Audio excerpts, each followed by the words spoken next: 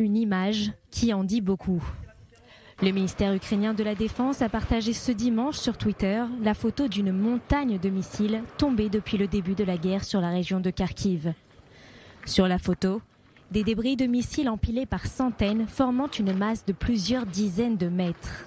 Les auteurs de la photo tentent de montrer l'intensité des bombardements dans la région de Kharkiv, largement visée par des frappes russes ces dernières semaines, alors que les forces de Moscou tentent toujours d'y pénétrer. Côté européen, les tentatives de représailles contre la Russie se poursuivent.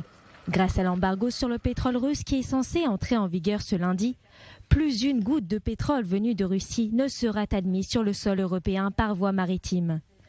La Russie tente de son côté d'obtenir le soutien de ses alliés. Ces derniers jours, des pourparlers auraient eu lieu entre des hauts responsables israéliens et russes. L'objectif de Moscou, demander à Israël de ne pas intervenir ou d'entraver ses efforts pour transférer des équipements de défense depuis la Syrie vers l'Ukraine. Le responsable russe a averti Israël qu'une défaite de la Russie sur le champ de bataille pourrait entraîner une vague d'antisémitisme et la recherche de boucs émissaires.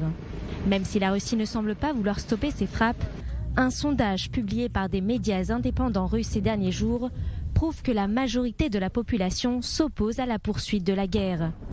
55% des participants à l'enquête ont répondu qu'ils soutenaient les pourparlers de paix avec l'Ukraine et seulement 25% sont intéressés par la poursuite de la guerre.